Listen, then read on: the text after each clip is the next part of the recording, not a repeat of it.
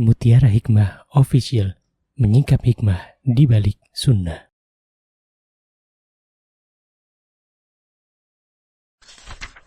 Salurkan donasi terbaik Anda untuk mendukung dakwah Mutiara Hikmah Official.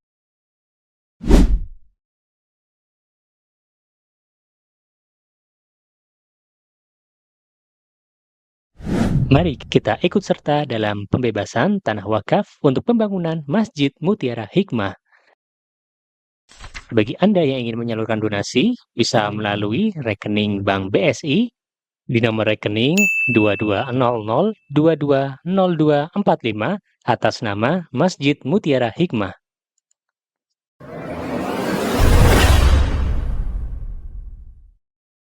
Ibu-ibu jamaah Majelis Taklim Masjid Al-Amanah ya, yang saya cintai karena Allah, sudah pegang bukletnya semuanya atau ada yang nggak kebagian? Ada yang nggak kebagian, sama saya juga nggak kebagian. Ini saya pakainya PDF, ya tidak apa-apa ya. Baik, Masya Allah, Alhamdulillah, Alhamdulillahi ala kulli hal. Yang tidak kebagian, Alhamdulillah ala kulli hal. Yang kebagian, Alhamdulillahilladzi bini'matihi tatimmus salihat. Ibu-ibu yang memegang buklet itu pada hakikatnya sebenarnya ketika ibu-ibu tadi ada apa ya, pembelian dan sebagainya, itu hanya sekedar sarana saja. Yang jelas itu semuanya nanti masuk wakaf Masjid Mutiara Hikmah. Ya, jadi Masya Allah ya, Masya Allah. Allah tuh zat yang maha baik, memberikan kesempatan kepada kita untuk punya tabungan. Dan tabungan itu akan kita ambil bukan di dunia, tapi di akhirat nanti. Dan itulah harta kita yang sesungguhnya, ibu-ibu. Sebagaimana Rasulullah SAW bersabda, "Idza mata ibnu Adama inqata'a 'amaluhu illa min thalath." Jikalau anak Adam meninggal dunia, maka semua amalannya terputus kecuali 3. Apa itu? Shadaqatun jariyah. Yang kedua, ilmun yuntafa'u bih, ilmu yang bermanfaat. Dan yang ketiga, waladun salih yad'ulah, anak-anak saleh yang mendoakan dirinya. Jadi teman-teman yang hari ini belum dikaruniai anak, tidak usah bersedih. Ya, kemarin saya berjumpa dengan salah satu jamaah. Beliau bilang ke saya, "Ustazah, mohon doanya, usia saya sudah tidak lagi muda, di atas kepala 5, Allah belum karuniakan anak." Saya katakan, "Ibu, apa yang Allah takdirkan kepada ibu hari ini adalah yang terbaik. Allah ingin ibu, Masya Allah, fokus dalam berdakwah. Masih ada jalan." Ya, apa jalannya? Ketika kita ingin punya usia kedua, kalau nggak punya anak, bersedekah jariyah dan mengamalkan ilmu sehingga ilmu itu menjadi ilmu yang bermanfaat. Baik, bismillah, tawakkalna 'ala Allah, nasta'inu billah. Kita mohon pertolongan kepada Allah ya ibu-ibu ya. Semoga Allah mudahkan kita untuk belajar buklet ini. Karena kemarin saya mendapatkan kabar dari panitia kajian, jamaah di masjid ini juga belajar sama Ustadz Hanan ya. Katanya belum rampung, belum selesai ya. Baru 3 dari 10 itu. Allahu Akbar. Dari 10 baru 3 ibu-ibu. Artinya berarti ini buklet ya, bersesi-sesi kajian. Masya Allah. Baik, silakan dibuka. Teman-teman, ibu-ibu yang punya bukletnya, gimana caranya ya? Ini ada yang belum punya juga, biar semuanya bisa lihat maksudnya. Sharing-sharing ya, bareng-bareng ya. Oke, semoga menjadi jariyah. Baik, tanda kepedulian kita terhadap sesama ya. Bismillah. Ya. Poin pertama halaman 3, silakan dibuka. Yang pertama, menjadi wanita penuh pesona. Sebagaimana kita tahu bahwa Rasulullah sallallahu alaihi wasallam beliau bersabda, "Ad-dunya mata'un wa khairu mata'id dunya al-mar'atu salihah." Kata beliau, sesungguhnya dunia itu adalah perhiasan dan sebaik-baik perhiasan adalah wanita salihah. Kalau kita pengen Allah jadikan sebaik-baik perhiasan di dunia, maka jadilah wanita salihah. Karena wanita salihah ini adalah seorang wanita yang senantiasa dekat dengan Allah. Wanita salihah ini adalah wanita yang melaksanakan kewajiban-kewajibannya. Wanita salihah ini adalah wanita yang senantiasa mentaati suaminya. Wanita salihah ini adalah wanita yang apabila Allah memerintahkan sesuatu, Rasulullah memerintahkan sesuatu, maka ia akan katakan sami'na wa ata'na. Wahai Rabb kami mendengar dan kami taat. Bukan sebaliknya. Allah dan Rasulnya telah memerintahkan sesuatu, tapi dia berpikir lebih banyak lagi. Apa yang saya dapatkan dari dunia? Kalau saya tidak mendapatkan dunia, maka tidak mengerjakan perintah Allah dan Rasulnya.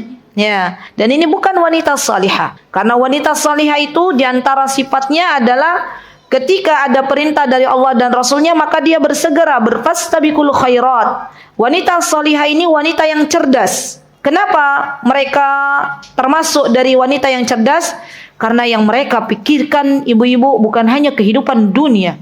Sebagaimana Rasulullah SAW beliau pernah bersabda, apa kata beliau ketika ditanya, ya siapakah orang yang cerdas yang sesungguhnya?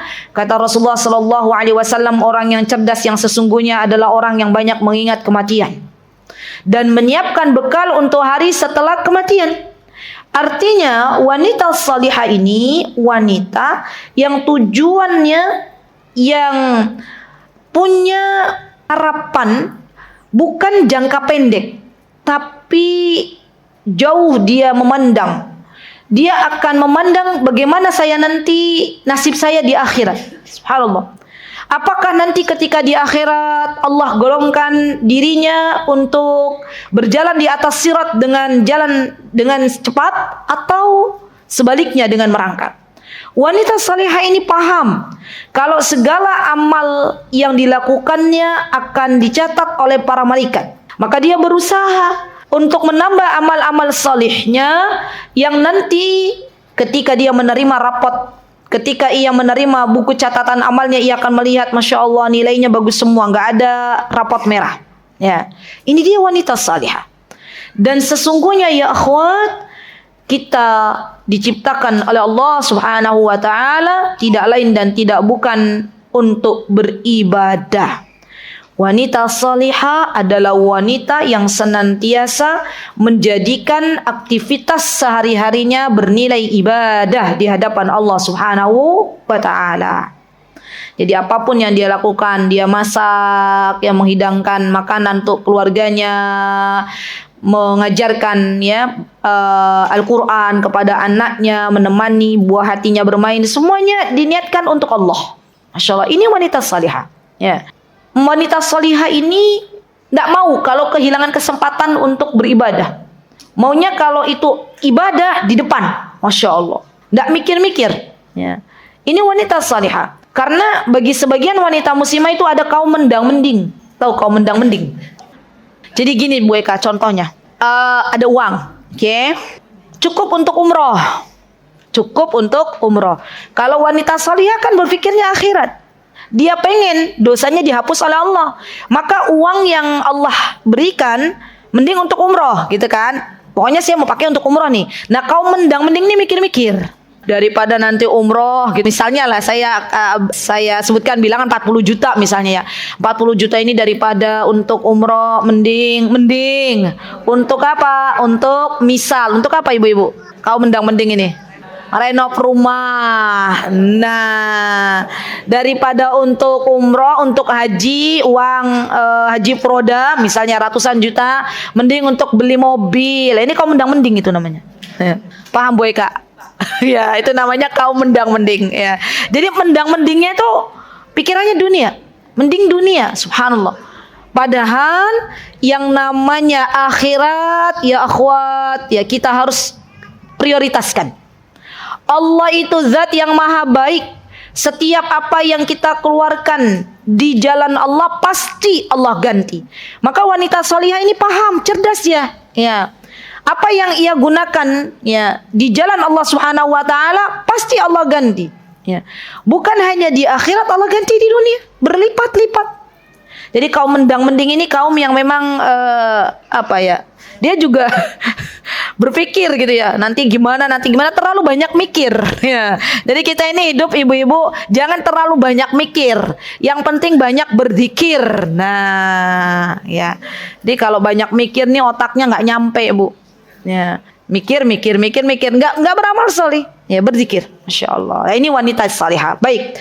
Kemudian Rasulullah SAW pernah ditanya tuh, ya Rasulullah, siapa wanita yang paling baik? Apa jawaban Rasulullah? Apakah wanita yang wajahnya glowing-glowing gitu? Atau wanita yang mendang-mending? Enggak, ya jawaban Rasulullah apa? Kata beliau, idza tasurruhu idza nazar. Wanita yang baik itu adalah wanita yang ia seorang istri ketika suaminya memandang dalam keadaan mempesona. Masya Allah.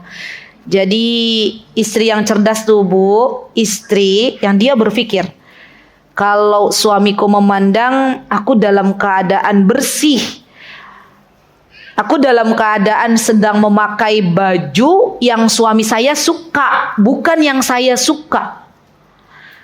Saya suka warna pink, suami saya suka warna hijau toska. Ya. Wanita istri solihah ini pakai baju yang warna hijau toska. Nih, hijau toska bukan warna pink, karena dia pengen suaminya enak ketika memandangnya. Ya. Suaminya pengen istriku, cintaku, bebekku gitu ya. Coba deh sedikit lah didandan gitu mukanya. Ya sudah, dandan muka. Ya. Tapi kalau suaminya bilang, istriku, cintaku, belahan jiwaku, ndak usah pakai dandan-dandan, saya lebih senang natural melihat wajahmu. Ya sudah, alhamdulillah, berarti suami kita minimalis. Ya. Ndak usah ibu-ibu pakai lipstik macam-macam, kan suami yang memandang. Intinya gimana caranya? Tanya ke suaminya, suamiku, kalau menurut dirimu, engkau kalau memandang saya biar lebih indah di matamu tuh pengen model seperti apa? Oh, istriku, saya pengen kamu rambutnya nanti ikal-ikal dikit di bawahnya. Ibu-ibu cari nih cara gitu ya, ngikal-ngikalin rambut tapi hanya di bawah gitu kan. Ibadah itu bener, ibadah. Boleh nggak usah ada, boleh, ibadah. Karena ada memang laki-laki yang senang begitu. Jadi istrinya tuh nggak mau yang lurus-lurus saja rambutnya, nggak mau yang terlalu ikal gitu. Terlalu ikal itu kan bingung nanti ya. Ya, jadi pengennya yang gitulah, yang ujungnya aja gitu ya. Belajar, kan ada tutorial gitu kan. Subhanallah ibu-ibu buka tutorial cara rambut ikal bawahnya saja ya. Itu mulai ibu-ibu bukan niat, ya Allah saya pengen menyenangkan hati suami, dapat pahala loh. Masya Allah. Enak nggak Bu? Enak ya, jadi belajar. Masya Allah. Kan masalahnya yang suami senang ketika ia memandang gitu ya. Baik. Yang kedua, wa tuti'uhu idza amar. Wanita solihah ini adalah seorang istri yang kalau suaminya memanggil dia langsung mentaati. Cin, iya beb. Nah, bukan lagi goreng-goreng, cin, tanggung beb. Ada nggak ibu-ibu yang begitu? Maksudnya tanggung 2 menit lagi mateng gitu kan? Iya nggak ibu-ibu? Subhanallah, di mana kita katanya mau jadi wanita salihah, la ilaha illallah. Disebutkan dalam sebuah hadis ibu-ibu bahwa kalau ada wanita yang dia berada di tanur. Tanur itu yang saya tahu ya, tanur itu adalah tempat untuk membuat roti. Jadi kami dulu waktu di Yaman tuh setiap dapur itu punya tanur. Tanur itu kayak drum gitu, bentuknya kayak drum bulat ya. Di situ di tengahnya ada kompornya, di tengahnya. Nanti kita manggang roti tuh ditempel ke pinggir-pinggirannya itu. Ya. Orang Indonesia kalau nggak biasa masak roti di tanur, di sini kena ya. Kenapa? Kena gosong gitu ya. Tapi ya enggak apa-apa. Ini nanti jadi saksi gitu ya. Saya juga ada sedikit awal-awal belajar ya. Masya Allah ibu-ibu, kata Rasulullah, seorang wanita kalau dia sedang berada di tanur, maksudnya di tanur lagi masak roti itu, suaminya panggil, Cin, beb ya gitu ya. Dia wajib untuk mendekat. Subhanallah. PR untuk kita ibu-ibu. Kita kalau dipanggil sama suami jadi kaum mendang-mending atau bersegera ya. Lihat, wa tuti'uhu idza amar. Suaminya kita bilang, beb, aku mau ketemu Besti. Kata suaminya, ndak usah Bu, di rumah saja. Oke. Ndak usah bilang, ketemu Besti aja koyo, nggak boleh. Ada nggak yang bilang begitu? Subhanallah. Sami'na wa ata'na. Ya, sami'na wa ata'na. Bu, saya tuh merasakan ya, Masya Allah, saya merasakan, ya enggak tahu ibu-ibu, tapi saya merasakan sendiri. Ketika kita itu taat sama suami, Ya, ketika kita itu taat sama suami, selagi suami kita tidak memerintahkan sesuatu yang bertentangan dengan syariat, maka ada banyak hikmah di dalamnya. Taat aja dulu, nurut. Ya. Dan seorang laki-laki itu senang kalau punya istri yang nurut. Ya. Laki-laki itu tidak senang kalau istrinya banyak ngeles, kalau istrinya banyak beralasan. Ya, nurut bu. Ya, karena suami kita itu surganya kita dan nerakanya kita. Allah itu tidak minta kita menuruti perintahnya A, B, C, D. Tidak. Allah pengen kita menuruti perintahnya Allah, menuruti perintahnya suami. Sudah cukup. Ya. Jadi PR atau enggak nih? PR. Oke, PR. Ustazah belum apa-apa ada PR. Yang kemarin di As-Sof sudah kerjakan belum PR-nya? Ini kayaknya ada jamaah pengajian di As-Sof. Ya. Berapa PR-nya kemarin? Sudah praktek, Mbak? Apa kata suami? Mbak Dian sudah praktek? Apa kata suami? Nggak bilang, kok istriku sekarang lebih lembut ya? Masya Allah. Ya. Oke, PR. Sekarang PR. PR-nya Bu, hari ini, kalau suami kita memanggil, wah berat ini PR-nya ya, atau menelpon, bagi teman-teman yang mungkin suaminya nggak ada di tempat, nelpon, maka segera angkat telepon dari suami. Kalau suaminya memanggil Cin, iya ayang bebek, ya, kita segera menyaut, ya, labbaik, ya, saya memenuhi panggilanmu, ya, Masya Allah. Coba ya ibu-ibu hari ini aja dulu. Besok gimana Ustazah kalau dilanjutkan PR-nya? Boleh. Sampai kapan itu PR dikerjakan? Sampai Allah wafatkan kita. Masya Allah. Kita nggak tahu ya ibu-ibu ya, diwafatkan oleh Allah sampai kapan ya. Bisa jadi 1 jam lagi kalau kita nurut sama suami, suami kita ridho, istrinya meninggal, ya istriku, wahai istriku, aku ridho selama engkau mendampingiku, saya bersaksi engkau adalah istri yang salihah. Masya Allah. Maka besok ibu-ibu pas di akhirat suaminya ridho, kata Allah, suamimu telah bersaksi bahwa engkau adalah istri salihah, masuk ke surga. Masya Allah. Ya, kita itu yang dicari apa sih ibu-ibu? Yang dicarikan ridhonya Allah, ridhonya suami, bukan ridhonya besti. Ya, bukan. Subhanallah. Baik, kemudian yang ketiga kata Rasulullah SAW, apa kata beliau?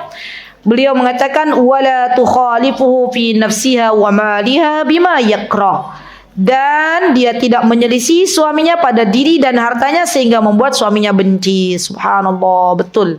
Jadi kalau suami kita itu bilang, istriku, aku tuh sebenarnya ndak suka kalau kamu bestian sama fulana. Kenapa?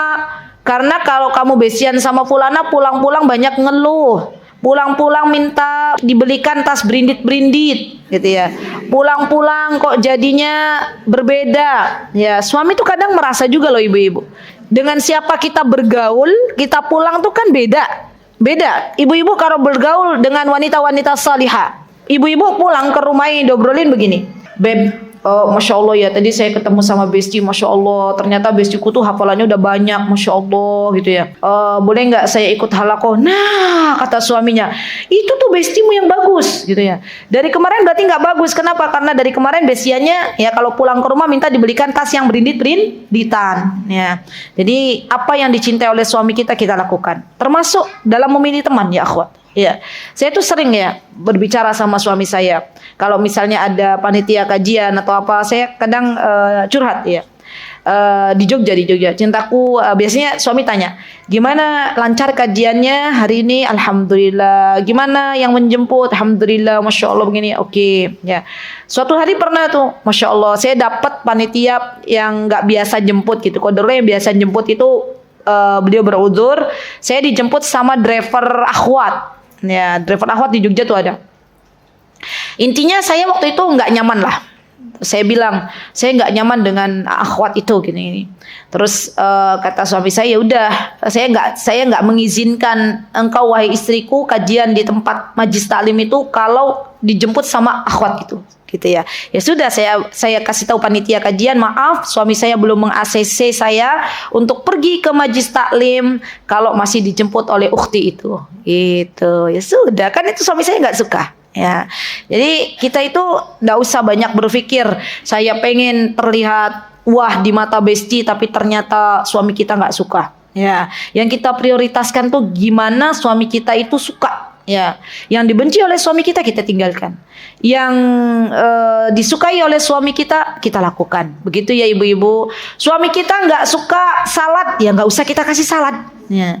Suami kita nggak suka gorengan, nggak usah kita kasih gorengan. Suami kita sukanya apa? Sukanya buah, kita kasih buah. Sukanya sayur asem, kita kasih sayur asem. Ya, begitu ya ibu-ibu ya. PR kedua atau cukup satu dulu? Ya satu. Di mana saya pernah kasih PR, ibu-ibu tulis kesukaan suami itu apa? Di mana ya? Saya lupa, di Jogja atau di mana? Enggak apa-apa, PR kedua, boleh. Ibu-ibu mulai kenali suami kita masing-masing. Ya. Suami kita itu sukanya apa?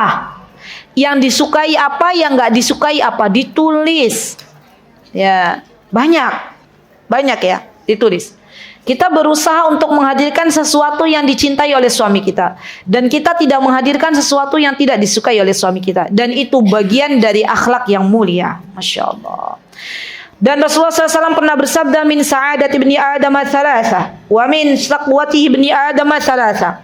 Ada 3 hal yang membahagiakan dan menyengsarakan manusia. Yang membahagiakan ibu-ibu apa saja? 1, pertama, al-mar'atu salihah. Masya Allah. Ketika seorang suami dikaruniai istri yang salihah, maka itu adalah kebahagiaan untuknya. Yang kedua, al-maskanus salih, tempat tinggal yang baik. Tempat tinggal yang baik itu artinya rumahnya itu dijadikan jannati baiti. Ya, baiti jannati, kebalik ya, baiti jannati, rumahku surgaku. Ya. Tempat tinggal yang baik itu bukan tempat tinggal di kompleks yang mewah saja, bukan. Tapi tempat tinggal yang baik itu tempat tinggal di mana seluruh penghuni rumahnya merasakan nyaman, merasakan adanya ketenangan di dalam rumah itu. Maka itu disebut tempat tinggal yang baik. Ya. Yang ketiga, di antara yang memberikan kebahagiaan bagi kita, al-markabus salih. Apa itu al-markabus salih? Kendaraan yang baik. Ya, jadi teman-teman, di dalam agama kita itu kita juga boleh ya punya kendaraan yang nyaman, punya kendaraan yang baik, dan itu merupakan nikmat dari Allah. Tinggal kita menggunakannya untuk apa? Apakah nikmat yang Allah berikan menjadikan kita lebih dekat dengan Allah, atau justru menjadikan kita lebih jauh dari Allah? Ini mobil Allah kasih, kemana bergeraknya? Ya, banyak ke kajian atau banyak ke tempat-tempat yang Allah tidak sukai. Nah, Allah kan akan lihat. Dan yang namanya ujian tuh bukan sesuatu yang tidak enak saja. Sesuatu yang enak berupa harta itu juga ujian. Ya, Masya Allah. Jadi kita itu sadar ya akhwat, bahwa semua yang Allah berikan kepada kita itu adalah ujian. Maka yuk bismillah kita memohon kepada Allah agar kita bisa menggunakannya dengan sesuatu yang Allah ridhai. Boleh wanita muslimah, seorang muslim dia punya kendaraan yang nyaman tuh boleh. Ya, alasannya apa? Biar kalau pas datang ke kajian tidak kehujanan. Masya Allah. Biar kalau datang ke kajian ya yang jauh bisa bawa tetangga-tetangganya. Masya Allah. Itu boleh. Masya Allah ya. Baik, sebaliknya, di antara yang menyengsarakan tuh 3. Yang pertama adalah al-mar'atus su, istri yang tidak baik perangainya, istri yang selalu melawan suaminya, istri yang tidak mau mendengarkan suaminya, istri yang selalu ngeles, istri yang tidak taat kepada suaminya, yang merasa dirinya mandiri. Masya Allah, itu ngeri loh ya akhwat. Zaman sekarang itu banyak saya temukan para wanita yang dia punya income, punya cuan sendiri, bisa kerja dan macam-macam. Akhirnya apa endingnya? Merendahkan suaminya. Subhanallah. Ya. Baik, yang kedua adalah al-maskanus su, tempat tinggal yang buruk. Ya, tempat tinggal yang buruk itu artinya tempat tinggalnya itu ya bukan tempat tinggal yang membawa kepada ketenangan. Masya Allah, adanya di dalam rumahnya pertengkaran setiap hari, ya, rumahnya juga terlalu kecil misalnya, sehingga untuk tidur saja ada yang harus di mana, nun sewu, di luar gitu ya. Dan ini sesuatu yang tidak baik. Kenapa? Kita itu kalau ya akhwat minta sama Allah boleh, ya Allah berikan kepada kami tempat tinggal yang layak. Tujuannya untuk apa? Saya punya anak 4, saya pengen anak saya tidurnya nggak bareng gitu ya, nggak bareng satu kasur, nggak bareng satu kamar. Allah kasih, ya. Tinggal kitanya minta sama Allah seperti apa, ya. Kalau tujuannya baik, maka Allah kasih. Masya Allah. Baik. Yang terakhir adalah al-markabus su'. Al-markabus itu kendaraan yang tidak baik. Misalnya kendaraannya suka mogok, ya. Nah, itu kan juga nggak enak kan ibu-ibu. Ya. Maka kita minta kepada Allah, semoga Allah Subhanahu wa taala memberikan kepada kita kendaraan yang baik untuk sesuatu yang Allah Azza wa Jalla cintai dan kita punya tujuan yang mulia. Baik. Kemudian poin yang kedua, saat pesona berubah menjadi petaka. Maksudnya bagaimana? Artinya saya percepat ya ibu-ibu. Jadi ketika subhanallah kita diberikan oleh Allah Subhanahu wa taala kesempatan untuk menjadi wanita salihah, tapi kita tidak menggunakan kesempatan itu. Kita justru menjadikan diri kita menjadi fitnah bagi kaum laki-laki. Nah ini nih. Jadi saat pesona berubah menjadi petaka. Kenapa? Karena subhanallah tidak ada yang paling membahayakan bagi seorang laki-laki dari fitnah sepeninggal Rasulullah SAW kecuali wanita. Rasulullah bersabda, "Ma taraktu ba'di fitnatan adarru 'ala rijali minan nisa." Ya kata beliau, wanita itu ujian terbesar. Subhanallah, wanita itu aku tidak meninggalkan suatu fitnah pun yang lebih membahayakan para laki-laki selain fitnah wanita. Betapa banyak laki-laki salih yang awalnya baik, subhanallah tergoda dengan wanita, akhirnya bubar barisan. Akhirnya apa? Akhirnya menjauh. Ibu-ibu pernah dengar ada seorang penghafal Al-Quran 30 juz, seorang hafid Al-Quran, ya. Kemudian tertarik dengan wanita Nasrani, wanita yang tidak beragama Islam, dan akhirnya endingnya apa? Dia murtad. Ya, itu ada. Padahal hafid Al-Quran 30 juz. Ya. Dan kita tahu para laki-laki yang katanya konon gagah berani itu, ya, kalau sudah di depan wanita, kira-kira gimana tuh? Kayak anak kecil ya, iya nggak ibu-ibu? Luluh hatinya gitu ya. Maka dari itu saya di mana kemarin, kalau nggak di Hall Sisesa di rumahnya Bu Dokter Lia Depok, saya bilang ke jamaah. Tapi saya sampaikan ini, ibu-ibu sepertinya di tempatnya Bu Lia. Ibu-ibu kita tuh mendoakan suami kita, ya. Di antara doanya apa? Di antara doanya adalah ya Allah, jauhkan suami saya dari wanita-wanita yang tidak baik. Jauhkan suami saya dari fitnah wanita. Ya akhwat, seorang ustadz sekalipun, seorang pak kiai sekalipun, ya, itu ada yang tergoda dengan wanita. Subhanallah, padahal dia seorang ustadz. Ya, seorang guru, subhanallah. Tapi kalau wanita ini akhirnya ya menjadi fitnah bagi sebagian kaum laki-laki, sebagian orang-orang berilmu, maka orang-orang berilmu ini akhirnya semakin jauh dengan Allah Subhanahu wa taala. Maka kita tidak boleh lalai, doakan suami kita. Ya, wanita itu fitnahnya luar biasa loh. Masya Allah. Ya, suami kita bekerja di sebuah tempat kerja di mana di situ masih ikhtilat adanya wanita. Maka ya takutlah kepada Allah Subhanahu wa taala. Kenapa? Karena biasanya diawali dengan seringnya bertemu, ya seringnya makan siang bersama. Akhirnya lama-kelamaan jadi semakin pengen lebih dekat lagi dan terjadilah sesuatu yang tidak diinginkan. Maka dari itu seorang muslim, seorang muslimah adalah kalau mau cari tempat kerja, carilah tempat kerja yang tidak bercampur baur antara laki-laki dan perempuan. Karena fitnah perempuan itu begitu dahsyat. Fitnah perempuan itu begitu luar biasa. Baik, kemudian poin yang selanjutnya. Al-Quran berbicara fitnah wanita.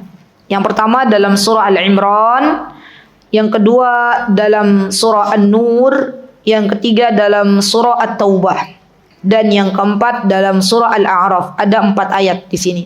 Saya bacakan di antaranya surah Al-Imran. Apa kata Allah Subhanahu wa taala? Allah berfirman, "A'udzubillahi minasyaitonir rajim. Zuyyina lin-nasi hubbus syahawati minan nisa'i wal banina wal qanatiril muqantarah والقناطير المقنطرة من الذهب والفضة والخيل المسومة والأنعام والحرث ذلك متاع الحياة الدنيا والله عنده حسن المآب.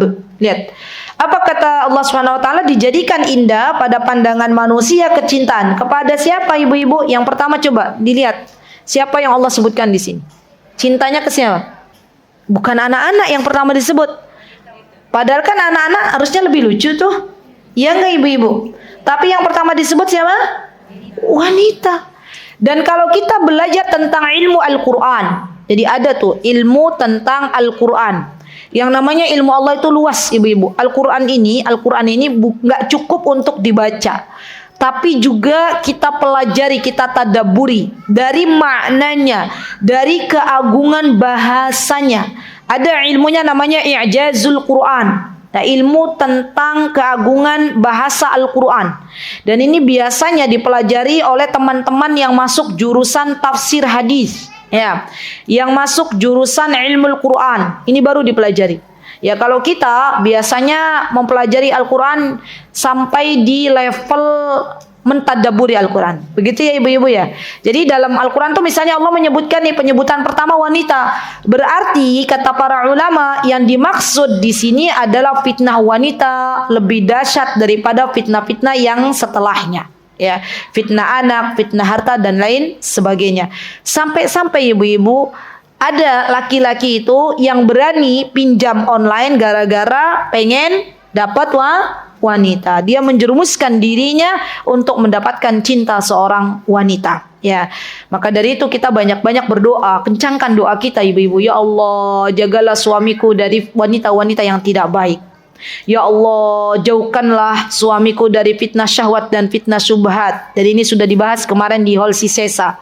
Bagaimana ya seorang ibu mengencangkan doa untuk anak-anaknya, untuk keluarga terdekatnya agar dijauhkan dari fitnah syahwat dan fitnah syubhat. Ya, karena pergaulan zaman sekarang itu mengerikan, ibu-ibu. Subhanallah, kita tidak bisa mengawal suami kita, mengawal anak kita 1 kali 24 jam. Ya, kita kawal dengan doa. Maka kita kencangkan doa. Suami kita berangkat, anak kita berangkat, ibu-ibu sholat duha. Ya, sholat duha minta sama Allah. Ya Allah, aku titipkan suamiku, anak-anakku kepadamu. Ya Allah, jagalah mereka dengan penjagaanmu. Ya Allah, jauhkan mereka dari fitnah wanita. Ya Allah, jauhkan mereka dari orang-orang yang tidak baik. Ya Allah. Ya. Dan doa kita sebagai seorang istri, doa kita sebagai seorang ibu itu didengar oleh Allah Subhanahu wa ta'ala. Baik, nanti ibu-ibu pelajari sendiri ya.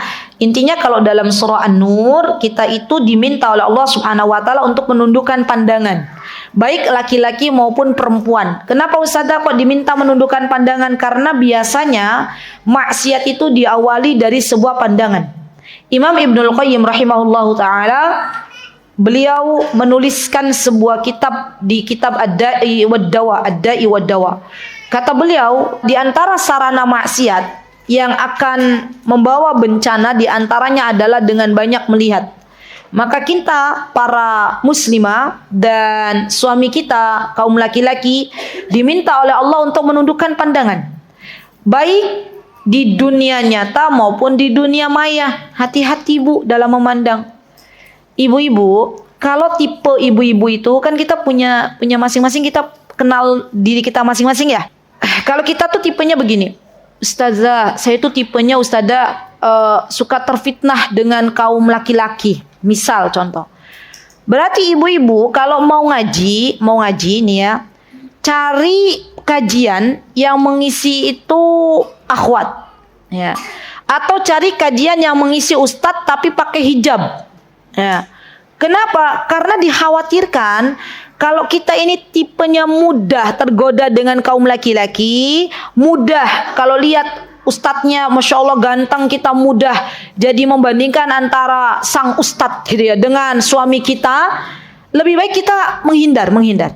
Hati kita itu lemah ibu-ibu. Ya, jangan sampai kita lagi bermajlis taklim, niatnya menuntut ilmu, pas ustadznya ganteng, ya. Yang ada awalnya nulis lama-lama begini, ya. Apakah itu terjadi, Ustazah? Terjadi. Tidaklah saya bicara begitu, ibu-ibu, kecuali ada jamaah yang berkata kepada saya, ya. Jadi Ustazah dosa enggak Ustazah kalau saya tuh begitu memang tipenya suka gimana ya? Kata beliau mengakui diri sendiri, beliau begitu bilang. Jadi dan laki-laki juga ada tipenya begitu. Subhanallah, tipenya yang diuji oleh Allah tuh Masya Allah enggak kuat kalau lihat wanita yang cantik. Ya. Laki-laki ada yang diuji oleh Allah dengan harta, ada yang diuji oleh Allah dengan fitnah wanita. Maka kita harus tahu diri kita sendiri. Kalau memang kita tipenya itu tipe yang lemah gitu, melihat laki-laki yang bukan mahram kita, maka ibu-ibu kalau nonton YouTube ya ada ustadznya ditutup deh ya. Jadi nih dibeginikan, kita dengar suaranya aja, kita catat. Iya enggak ibu-ibu? Coba deh bedakan ibu-ibu, lihat ada ustadz misalnya ya. Terus kita lihat, subhanallah, coba deh jujur. Ada nggak tuh di pikiran kita, oh Ustadz Fulan hidungnya lebih mancung daripada suami kita? Pernah begitu? Dan itu mengotori hati ya akhwat, subhanallah. Sebelum kita melihat Ustadz Fulan, kita katakan suamiku, belahan jiwaku, orang yang tertampan di dunia ini. Ya.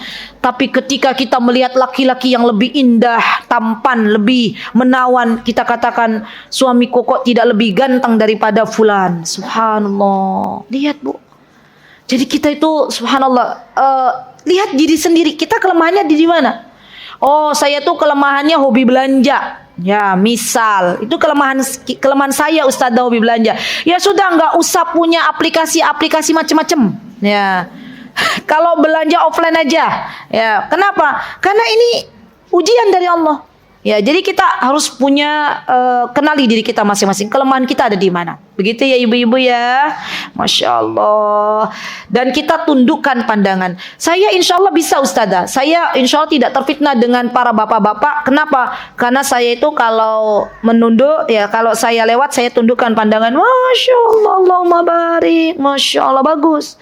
Orang-orang Yaman saya kenal ya. Teman-teman di Yaman tuh kalau misalnya ada kerumunan bapak-bapak di situ tuh, dia mau lewat ada bapak-bapak di tengah-tengah, nggak berani lewat, nungguin sampai bapak-bapaknya mepet-mepet tembok gitu ya, lihat tembok sampai bapak-bapaknya jalan, baru dia berjalan. Ya, Masya Allah, itu orang-orang Yaman.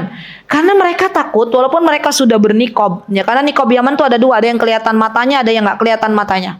Oh kok bisa nggak kelihatan matanya? Maksudnya ada kain yang menutup gitu ya. Saya tanya ke orang-orang Yaman, kenapa kok kalian pakai kain penutup? Katanya khawatir mata saya itu Ustazah jadi dulu mereka menyebut saya Ummu Yasir. Khawatir ya Ummu Yasir, mata kami itu jadi fitnah bagi kaum laki-laki. Masya Allah, sudah bernikah dong pakai. Ya, ada juga yang matanya kelihatan. Ibu-ibu tahu enggak? Ya, laki-laki tuh ada loh yang penasaran sama wanita-wanita bernikob. Zaman sekarang banyak kan? Ya, Masya Allah. Maka kita ini harus berhati-hati. Ya, daripada kita harus berhadapan dengan laki-laki dan menjadi fitnah, lebih baik kita minggir dulu. Ya, kasih jalan dulu.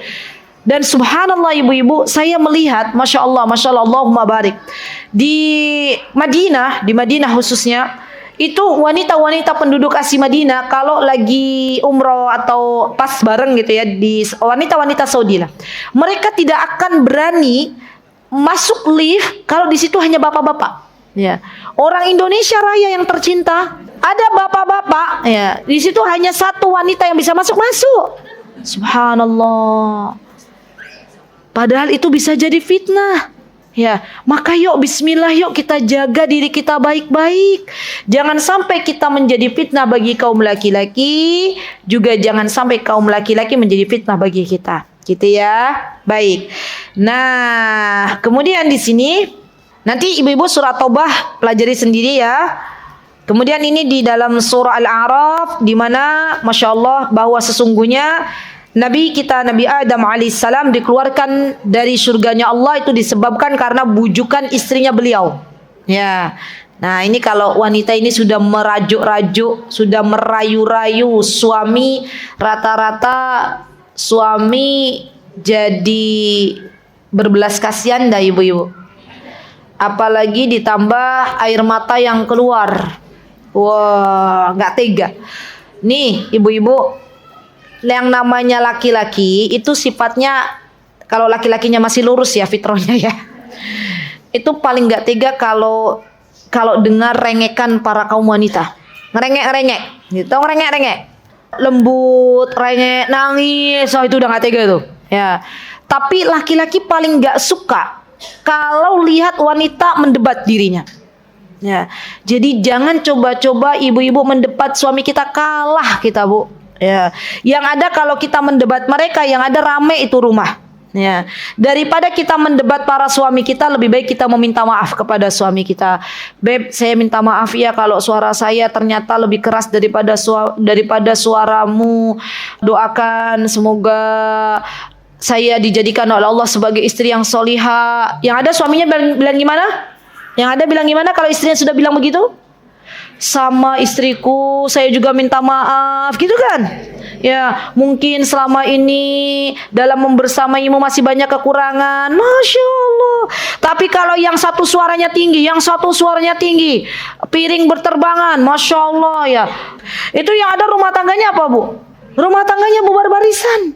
Subhanallah. Jadi kita ya akhwat, saya ajak diri saya dan teman-teman semuanya, tidak perlu kita mengeraskan suara di hadapan suami kita. Tidak perlu kita menang-menangan. Yang namanya hidup rumah tangga itu bukan menang-menangan, bukan, tapi kita berjalan beriringan. Ya, kalau kita pakai sepatu, kita nggak bisa pakai sepatu satu, kita harus pakai dua ya, sepatu maksudnya sepasang ya. Maka kalau kita sudah pakai sepatu, apakah kita jalannya yang satu duluan maju, yang satu di belakang, atau kita beriringan? Beriringan. Suami kita itu partner kita dalam mentaati Allah.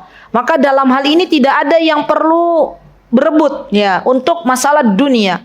Yang penting kita saling melengkapi, kita menjadi hamba Allah yang lebih baik.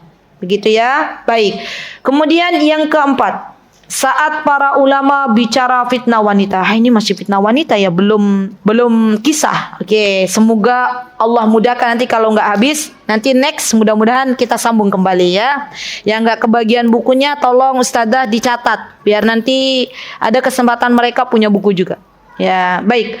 Poin keempat, saat para ulama bicara fitnah wanita. Masya Allah. Jadi bukan hanya Al-Quran saja ibu-ibu, bukan hanya hadis saja, tapi juga para ulama berbicara tentang fitnah wanita.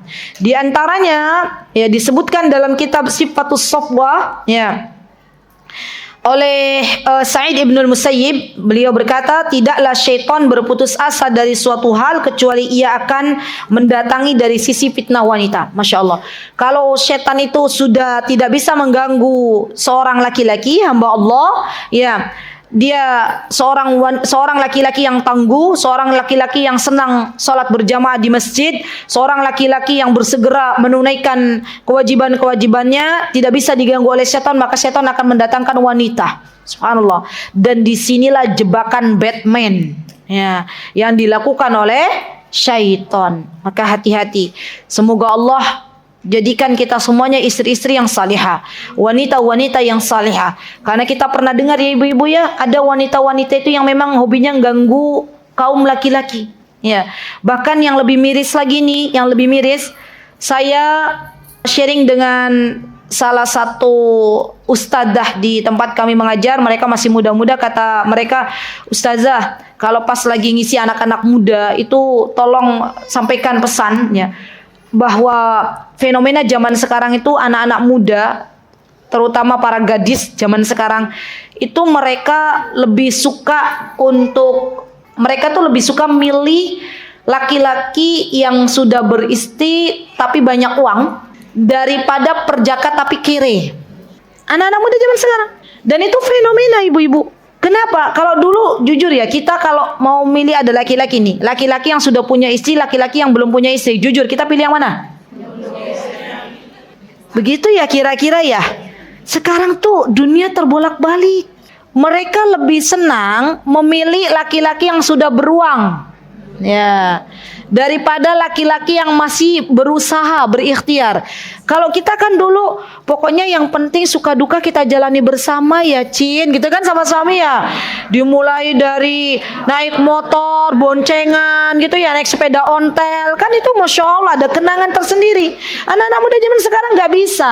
Anak muda bilang ke misalnya yang naudzubillah min dzalik ya, ke pasangan yang tidak halalnya, kamu bisa belikan apa? Bisa nggak belikan apartemen di mana? Misalnya ya di Jakarta. Kalau bapak-bapaknya itu mau memberikan, oke, mereka terima. La haula wala quwata illa billah. Jadi mengerikan, ya, mengerikan, fitnah wanita itu mengerikan, ibu-ibu. Maka kita banyak-banyak berdoa semoga Allah jaga anak-anak wanita kita. Ya, semoga Allah jaga anak-anak kaum muslimin. Semoga Allah jadikan mereka istri-istri yang salihah, wanita-wanita yang salihah, dan dijauhkan dari yang namanya waliyadzubillah menjadi wanita-wanita pengganggu laki-laki. Ya, laki-laki, baik itu suaminya orang ataupun laki-laki yang bukan mahramnya. Baik. Kemudian Ibnu Majah rahimahullahu taala beliau menulis dalam sunannya ya dengan sebuah judul bab fitnatun nisa. Ini saking banyaknya pembahasan tentang fitnah wanita sampai-sampai Ibnu Majah menuliskan dalam kitab beliau satu bab sendiri untuk fitnah wanita. Ibu-ibu yang punya buku kitab Sunan Ibnu Majah dibuka, dipelajari. Jangan kita punya buku hobi beli buku ini belum dibuka sampulnya sudah beli lagi ya. Baru dipajang, belum dibaca sudah beli lagi. Kira-kira ada nggak yang semodel dengan itu? Ada. Saya ya bagus jujur ya. Kalau punya buku tuh dibuka. Buku itu dibeli untuk apa sih? Bukan untuk dipajang. Al-Quran di masjid yang ada ini saya kira juga nggak semuanya dibuka nih. Ya, ada sebagian yang jadi pajangan. Kapan dibuka? Pas Ramadan. Ya, sampai nggak kebagian Al-Quran, Masya Allah. Baik. Kemudian dituliskan oleh Imam At-Tirmidzi. Imam At-Tirmidzi juga Masya Allah. Beliau buat bab khusus untuk fitnah wanita, Masya Allah. Itu saking apanya tuh ibu-ibu? Saking pentingnya membahas tentang fitnah wanita. Beliau menuliskan dalam sunannya bab majaa fi tahdhiri fitnatin nisa. Artinya apa? Bab ini datang untuk memperingatkan para kaum laki-laki. Tahdzir itu memperingatkan. Dari apa? Dari fitnah wanita. La haula wala quwata illa billah. Dan masih banyak lagi. Lihat, ada beberapa beberapa ulama yang menuliskan dalam kitab-kitab mereka. Di antaranya ini Imam Abdul Razzaq As-San'ani, beliau berasal dari Yaman nih, Bu. Ditulis. Kalau ibu-ibu, Imam Al-Baihaqi, At-Tirmidzi ini Masya Allah sudah terkenal, masyhur, itu ulama-ulama hadis. Yang terakhir ini, yang di halaman 9, Imam Abdul Razzaq As-San'ani dalam musannafnya. Beliau kalau ada As-San'ani, San'a, berarti ini menandakan bahwa beliau berasal dari kota San'a. Kota San'a itu di mana Ustazah? Ibu kota Yaman. Jadi dulu ibu-ibu, San'a ini menjadi sebuah kota di mana para ulama banyak tinggal di sana. Sampai-sampai Imam Syafi'i rahimahullahu taala beliau juga melakukan rihlah fi talabil ilm, melakukan perjalanan menuntut ilmu sampai ke San'a. Ya. Dulu awal pertama kali kami terbang dari Bandara Soekarno-Hatta menuju ke San'a, yaitu dataran tinggi, ya. Sampainya di San'a waktu itu lagi musim dingin, saya lupa -3 atau yang jelas saya waktu itu kedinginan. Kami pakai jaket, sudah diberitahu nanti musim dingin, tapi ternyata dinginnya nusuk-nusuk tulang. Ya Masya Allah, itu kontrak San'a. Ada yang mau ke San'a? Insya Allah. Di sana masih ada ulama di sana, Masya Allah. Di antaranya tadi Syekh Abdul Razzaq As-San'ani. Yang terkenal juga ibu-ibu di kota San'a itu ada seorang ulama, beliau suka berfatwa ya. Beliau punya kitab fikih di mana kitab itu banyak dipakai oleh para penuntut ilmu. Julukannya beliau San'ani. Ya, nanti insya Allah saya lihat lagi, itu bagus sekali kitab beliau, Masya Allah. Jadi San'a itu adalah tempat di mana para ulama banyak tinggal di sana. Baik, kemudian poin yang kelima. Maka kita jangan sampai menjadi pembuka pintu-pintu fitnah. Fitnah itu apa dalam bahasa Arab? Fitnah itu adalah al-ikhtibar. Al-ikhtibar itu ujian. Jadi di antara bentuk ujian yang Allah berikan kepada hamba-hamba Allah dari kalangan kaum laki-laki adalah wanita. wanita ini ujian bagi kaum laki-laki. Apakah ketika Allah mendatangkan wanita pada mereka, apakah mereka menjadi lebih dekat dengan Allah atau justru semakin jauh dengan Allah? Ada banyak kaum laki-laki ketika Allah memberikan kepada dirinya wanita salihah yang senantiasa memberikan nasihat kepada suaminya untuk lebih dekat dengan Allah, maka laki-laki ini dekat dengan Allah. Tapi sebaliknya, ketika Allah berikan kepadanya wanita yang belum berilmu, wanita yang belum berhijrah, maka wanita ini menyeret laki-laki, menjadikan lebih jauh dari Allah Subhanahu wa taala. Bahkan ada banyak laki-laki yang akhirnya wal'iyadzubillah ya keluar dari agama Islam yang mulia ini disebabkan wanita yang mendatanginya. Nas'alullahas salama. Kemudian poin yang keenam, ya saatnya merubah fitnah menjadi salihah. Ya disebutkan di dalam beberapa kisah di dalam Al-Quran ya, dan memang Al-Quran ini juga isinya diantaranya adalah kisah, metode yang Allah Azza wa Jalla berikan di dalam Al-Quran ini, metode kisah. Tujuannya apa ibu-ibu? Agar lebih mudah dipahami oleh kita. Jadi Al-Quran itu kan isinya hukum-hukum yang berkaitan dengan apa-apa yang diperintahkan oleh Allah dan Rasulnya. Terus yang kedua tentang iman, ya, dan yang ketiga tentang kisah, ya. Kita tahu di dalam Al-Quran banyak kisah-kisah yang Allah Azza wa Jalla sebutkan. Di antara kisah yang unik ibu-ibu yang perlu ibu-ibu pelajari adalah kisahnya Nabi Yusuf alaihissalam. Coba deh, ini bagus banget tuh. Kalau Allah menjelaskan tentang kisahnya Nabi Ibrahim, maka Allah Subhanahu wa taala tempatkan kisahnya Nabi Ibrahim ini dalam beberapa surat. Coba ibu-ibu tadabburi. Allah sebutkan kisahnya Nabi Adam alaihissalam, maka Allah sebutkan dalam beberapa surat. Tapi spesial kisahnya Nabi Yusuf alaihissalam, tidaklah Allah sebutkan kisahnya Nabi Yusuf kecuali Allah sebutkan dalam satu surat. Sampai-sampai ada ulama yang membuat kitab. Ya, kitabnya judulnya apa? Fawaid min surati Yusuf. Ya, faidah-faidah dari kisah Nabi Yusuf. Dari surat Yusuf. Ya. Dan itu alhamdulillah sudah pernah saya bahas di Yogyakarta di kajian rutin di Masjid Green Hill. Ya, berarti ada rekamannya di YouTube Mutiara Hikmah. Kisah-kisah surah Yusuf, faidah surah Yusuf.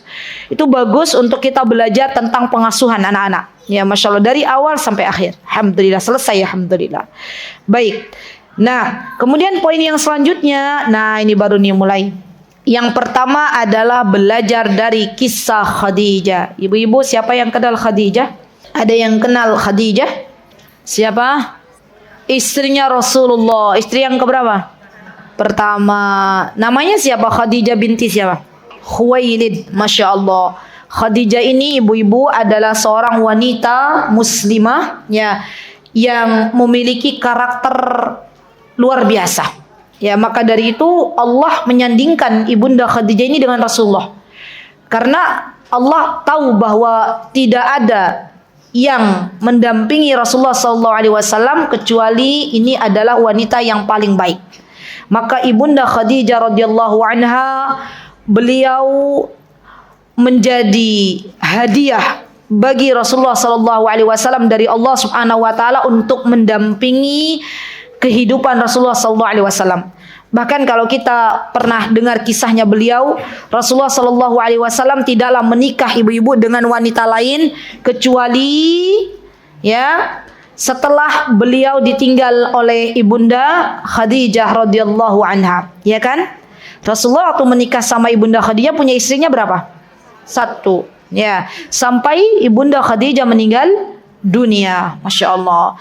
Dan di antara keteladanan, nah di sini yang bisa kita ambil, tolong digarisbawahi ini yang kita kemarin belajar di As-Saff ya, yaitu ibunda Khadijah adalah sosok wanita yang begitu taat, Masya Allah, taat kepada suaminya.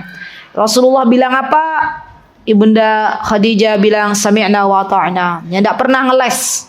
Khadijah ini sosok yang nggak pernah ngeles sama suaminya. Suaminya bilang, wahai Khadijah, mau ikut sama saya ndak ketika masa-masa boikot? Pernah dengar nggak masa-masa boikot? kisah di mana Rasulullah SAW dan Khadijah diboikot oleh orang-orang Quraisy ya dengan perjanjian di mana perjanjian itu diletakkan di atas Ka'bah dan akhirnya Allah Azza wa Jalla berikan pertolongan, didatangkan rayap untuk memakan perjanjian tersebut dan akhirnya Rasulullah dan Ibunda Khadijah serta paman beliau bisa makan kembali. Jadi di antara isi perjanjiannya bahwa orang-orang dilarang untuk memberikan pasokan makanan ya kepada siapa? Kepada keluarganya Nabi kita Muhammad sallallahu alaihi wasallam. Dan disebutkan Ibunda Khadijah ketika beliau ikut bersama Rasulullah SAW, beliau sampai akhirnya tidak ada makanan yang bisa dimakan. Ya subhanallah. Tapi beliau taat. Beliau menemani Rasulullah itu dalam suka dan duka. Dan disinilah ketaatan Ibunda Khadijah dalam menemani Rasulullah sampai beliau wafat. Subhanallah. Ya. Dan beliau itu teman-teman, masya Allah ya, beliau itu bukan termasuk kaum mendang-mending. Ketika Allah Subhanahu wa taala meminta kepada Ibunda Khadijah ya untuk menyerahkan hartanya berjihad di jalan Allah Subhanahu wa taala, maka Ibunda Khadijah memberikan. Masya Allah. Bahkan beliau itu bukan hanya menyerahkan seluruh hartanya, tapi beliau juga siap ya menyerahkan jiwanya jika itu dibutuhkan di dalam agama kita yang mulia ini. Masya Allah. Dan Ibunda Khadijah, tolong digarisbawahi, tidak pernah mengangkat suaranya di atas suara suaminya.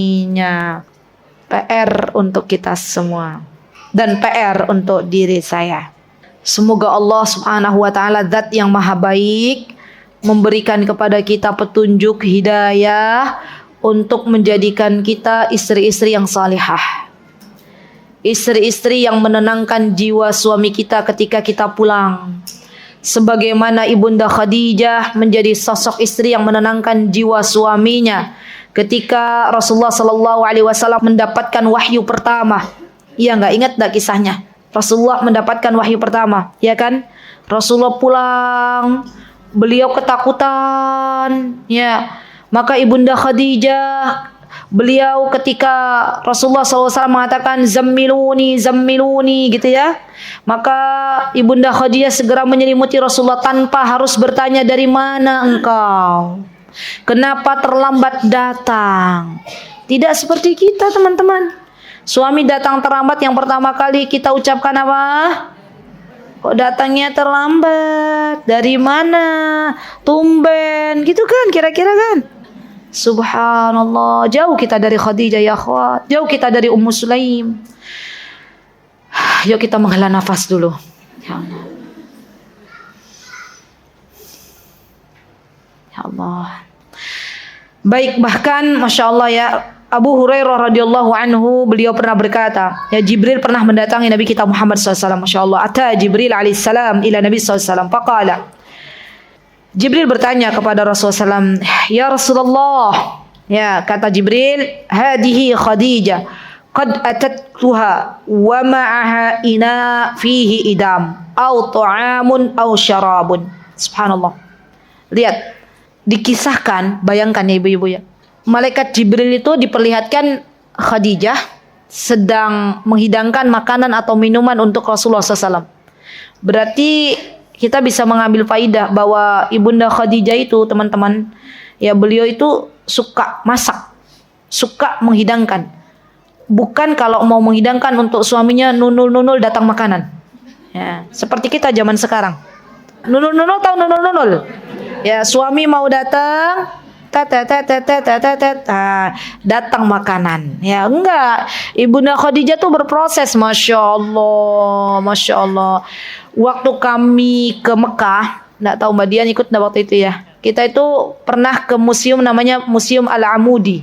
Entah itu umroh atau haji, saya lupa. Yang jelas itu Museum Al-Amudi itu teman-teman kita diperlihatkan di Mekah, nggak jauh dari Mekah. Diperlihatkan alat-alat masak gitu, alat-alat masak yang dipakai oleh orang-orang Arab zaman dahulu kala. Ya. Itu diperlihatkan bahwa mereka itu masaknya bukan pakai kompor yang kayak kita cetek gitu ya. Terus nyala kompor atau langsung apa? Colokin di listrik langsung panas.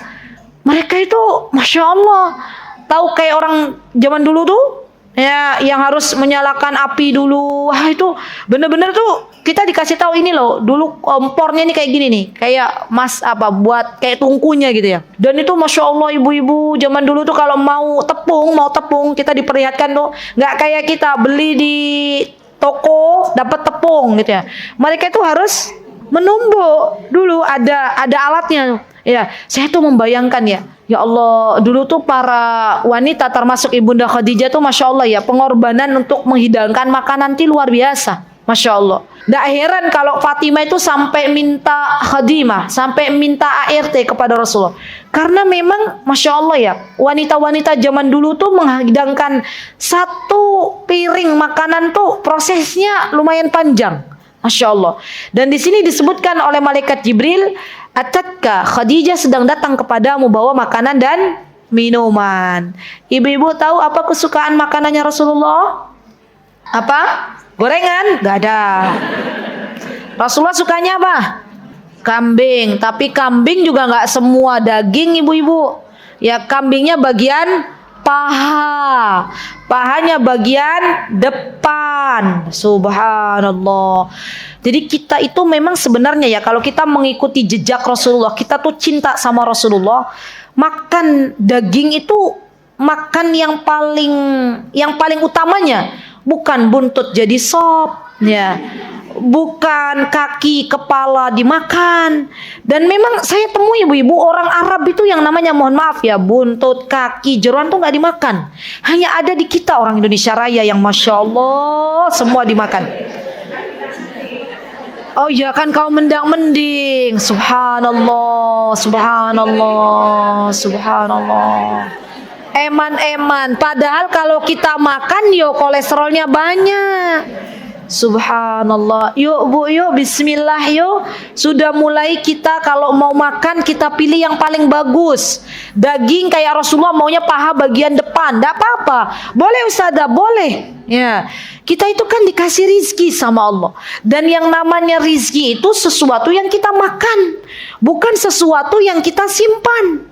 Ya, yang kita simpan itu belum tentu rizki kita, bisa jadi rizki anak kita. Ya, jadi kalau kita mengeluarkan harta di jalan Allah, kita mau makan nih, ya Allah tidaklah saya makan kecuali saya pengen makan yang terbaik untuk bekal ibadah. Ya, makanya jangan jeroan. Ya subhanallah.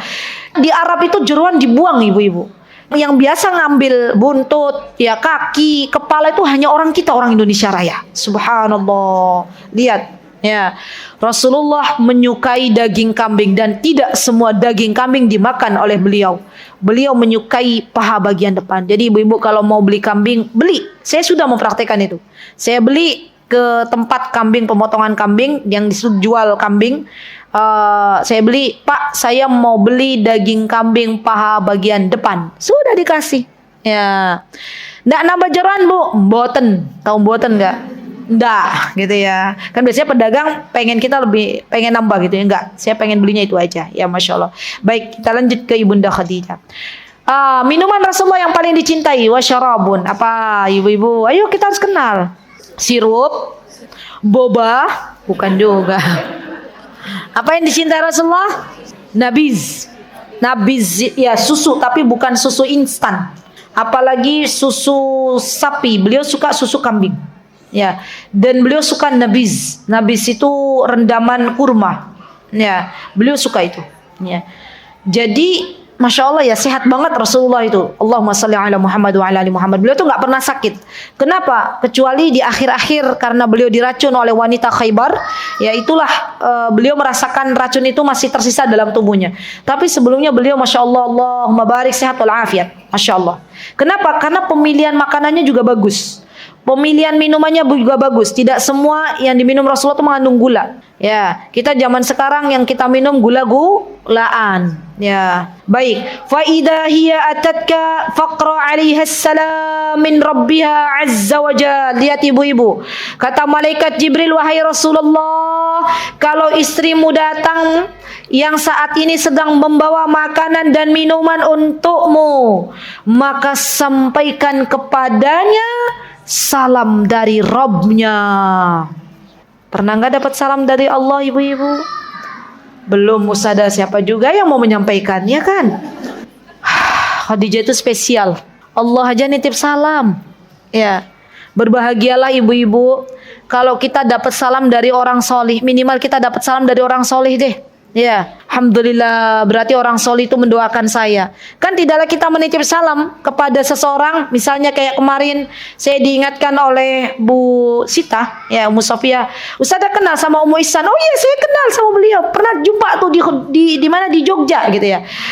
Salam ya untuk beliau. Artinya saya ingat, saya tahu Ummu Ihsan, hafidhahullah ta'ala, semoga Allah menjaga beliau. Masya Allah. Jadi kalau kita tuh dapat salam dari orang soleh, artinya orang soleh tuh ingat kita gitu loh. Maka berbahagialah, alhamdulillah. Ya, alhamdulillah. Jangan berharap dapat salam dari Allah, ya. Tapi berharaplah kalau kita itu dapat salam dari orang-orang baik, dari orang-orang solih. Kenapa? Karena orang-orang solih itu biasanya mendoakan kita dengan kebaikan. Baik, wabashiruha. Lihat, wabashiruha. Dan berikan kabar gembira kepada Khadijah, subhanallah, bibaitin fil jannah. Khadijah sudah dibangunkan rumah di dalam surganya Allah. Asia meminta kepada Allah, Rabbi ibnili indaka baitan fil jannah. Apa Asia minta kepada Allah? Ya Allah, bangunkan rumah di dalam surgamu. Sudah minta rumah belum sama Allah, ibu-ibu? Sudah. Sebelah kanan saya, sudah minta rumah belum di surga sama Allah, ibu-ibu? Sudah yakin atau belum? Yang belum minta rumah sama Allah. Jangan sampai kita nggak punya rumah di surga, Bu. Ya, minta. Ustazah boleh nggak minta istana? Boleh. Kalau ibu-ibu pengen dibuatkan istana, ikut bangun masjid, yaitu istana yang Allah sediakan. Tapi rumah dalam surga itu udah untung-untungan tuh ibu-ibu. Alhamdulillah, kita dikasih rumah. Khadijah rumahnya bentuknya seperti apa? Masya Allah, min qasabin. Lihat, qasab kata para ulama rumahnya dari perak, bukan dari batu, bukan dari tanah, bukan dari semen, tapi dari apa, Bu? Perak. Kalau ibu-ibu ada yang tanya, emang ada ustazah rumah dari tanah? Ada. Kami hidup 6 tahun di rumah yang terbuat dari tanah. Ya, dulu waktu di Yaman. Dan walillahilham, Allah itu zat yang maha baik. Tidaklah Allah menurunkan hujan di kota kami waktu itu belajar kecuali 1 tahun 1 sampai 2 kali saja. Karena di situ banyak rumah dari tanah. Para talibul ilm, ya tempat tinggalnya apa? Rumahnya dari tanah. Lah gimana ustazah rumah dari tanah enak? Ya, Masya Allah. Dan disitulah kami merasakan, ya Allah, ternyata bukan punya rumah, kita dipinjemi rumah.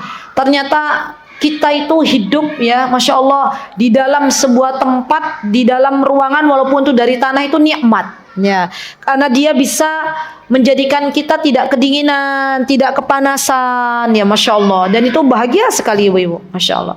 Nah, rumahnya Khadijah itu dari perak, Masya Allah.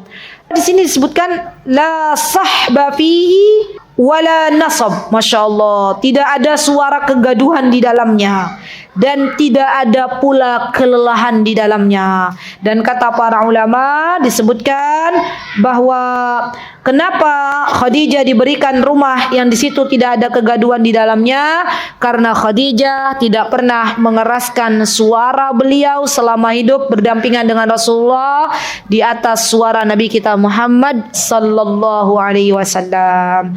Jadi kalau kita pengen dibangunkan rumah oleh Allah Subhanahu wa taala di dalam surganya, maka kita pertama minta sama Allah, yang kedua sabar dalam menemani suami kita, sebagaimana Asia, ya, sebagaimana ibunda Khadijah suka duka dijalani bersama dengan Nabi kita Muhammad sallallahu alaihi wasallam.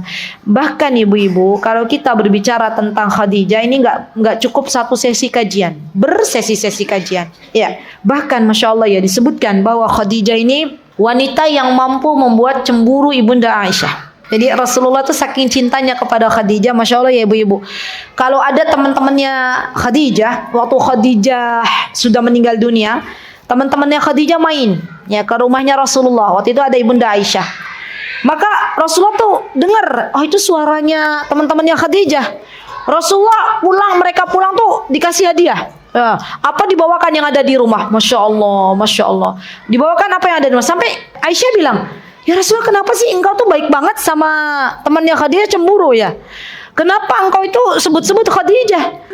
Khadijah itu seorang nenek gitu ya, maksudnya seorang yang sudah tua ya, yang bukan perawan lagi. Beliau juga janda ketika menikahimu.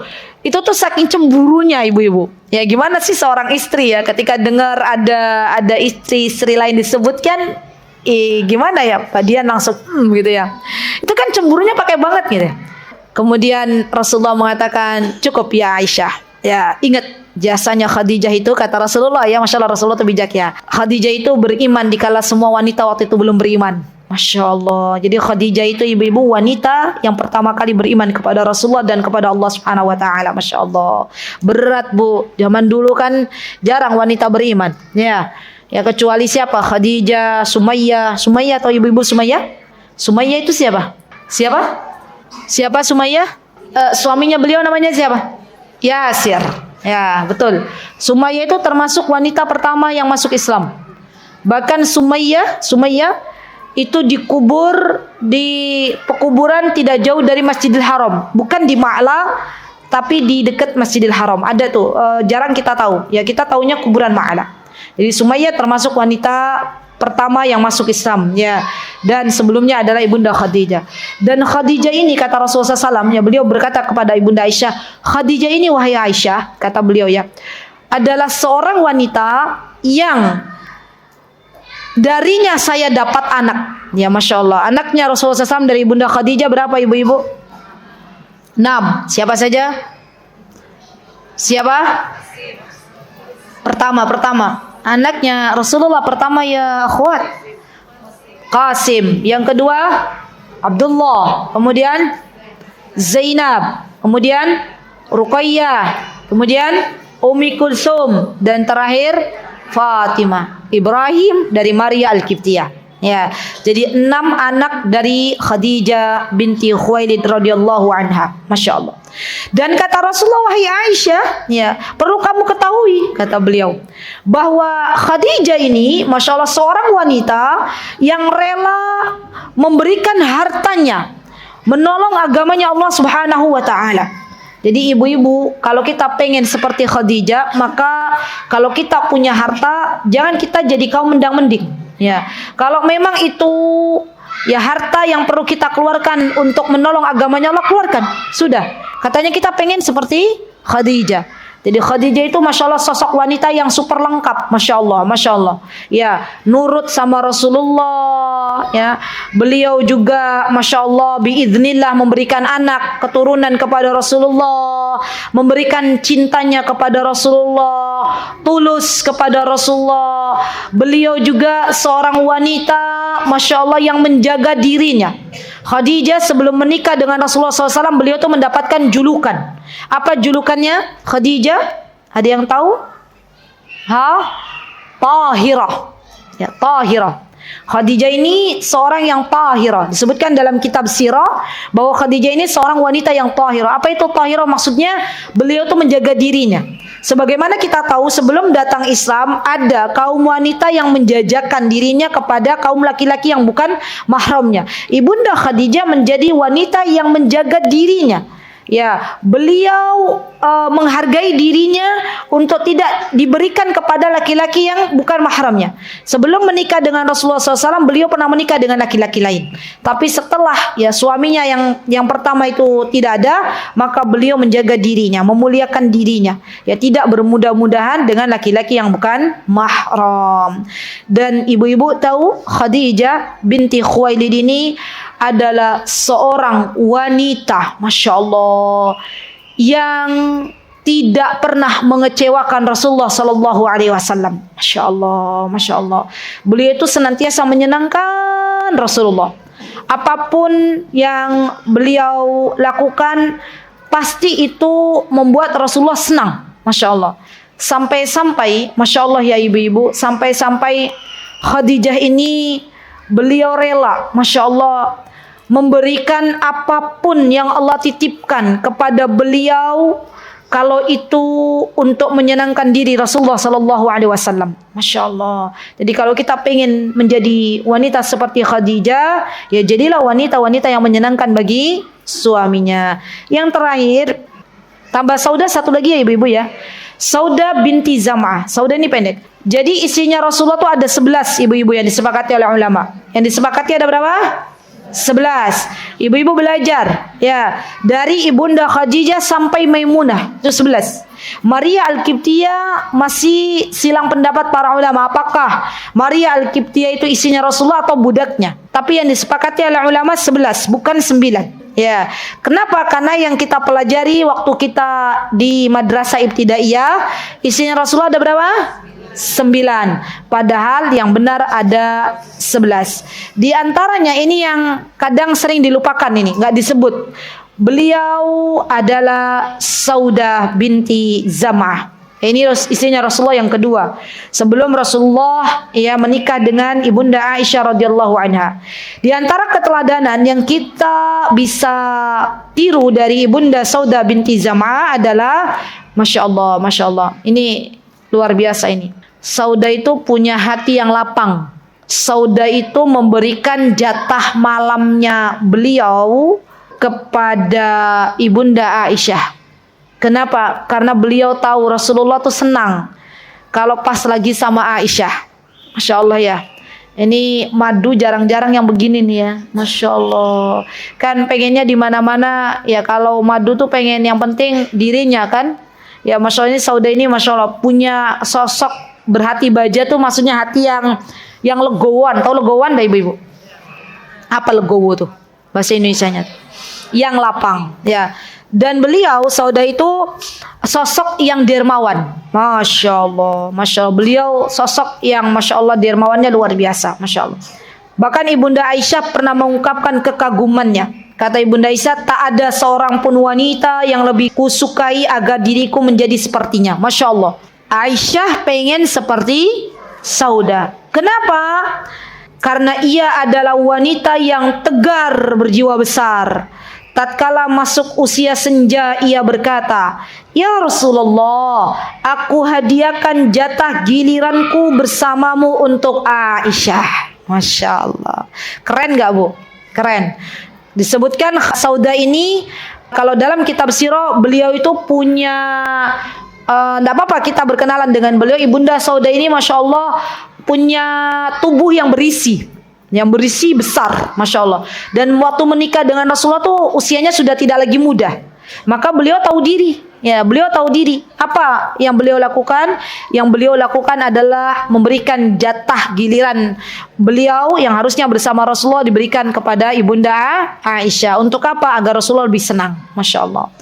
Dan beliau radhiyallahu anha, Ibunda Aisyah berkata, ya, sampai rela Ibunda Saudah memberikan jatahnya kepada Ibunda Aisyah. Masya Allah. Bahkan ini disebutkan ya, kedermawanan Ibunda Saudah ini diantaranya bentuknya adalah ketika mendapatkan jatah rampasan perang ya sebesar 80 wask atau kurang lebih 10 ton kurma. Banyak kali ya 10 ton loh ibu-ibu. Zaman dulu tuh Masya Allah ya, kaum muslimin itu punya harta itu banyak sekali. Sampai-sampai disebutkan Utsman bin Affan itu ya, beliau ketika membeli sumur dari orang Yahudi itu jumlahnya itu em-eman. Masya Allah. Itu yang beliau sedekahkan untuk sumur. Belum yang beliau sedekahkan untuk kebun kurma. Belum yang beliau sedekahkan untuk yang lainnya. Jadi zaman dulu tuh Masya Allah para sahabat tuh kaya-kaya. Ya, Utsman kaya, Abdurrahman kaya, Abu Bakar kaya, Umar kaya. Tapi kekayaan mereka untuk menolong agamanya Allah Subhanahu wa ta'ala. Baik, disebutkan bahwa waktu itu ya, pada masa peperangan Khaybar ya, maka Saudah mendapatkan 10 ton kurma. Masya Allah. 2,5 ton gandum. Banyak gak tuh Bu? Ustadzah, tepung di rumah saya itu paling cuma 1 kilo ya. Ini berton-ton, itu kayak mana gitu kan ya. Apakah Saudah kemudian menumpuk-numpuk harta itu untuk dirinya saja? Ya, dengan mengatakan nanti 1 ton ini buat 1 tahun misalnya ya. Ternyata tidak. Apa yang dilakukan Saudah? Maka sebelum itu kurma dan gandum sampai ke rumahnya, ia sedekahkan bagi yang membutuhkan. Masya Allah. Keren banget ya ibu-ibu ya. Masya Allah, sampai nggak ada yang masuk rumah tuh semua disedekahkan. Masya Allah. Bisa nggak kira-kira kita begitu? Wallahu ta'ala a'lam. Ya. Ketika Umar bin Khattab menjadi khalifah dan mengirimkan sekarung dirham. Ya Rabb, sekarung bu dirhamnya. Ya. Ustazah, dirham tuh kayak mana? Dirham itu uang perak. Emang ada nilainya uang perak? Ada. Ya. Buktinya apa? Di Yogyakarta itu ada pengrajin-pengrajin perak. Ya, ada uang-uang dinar dan uang dirham. Dinar itu uang yang terbuat dari emas, dirham itu uang yang terbuat dari perak.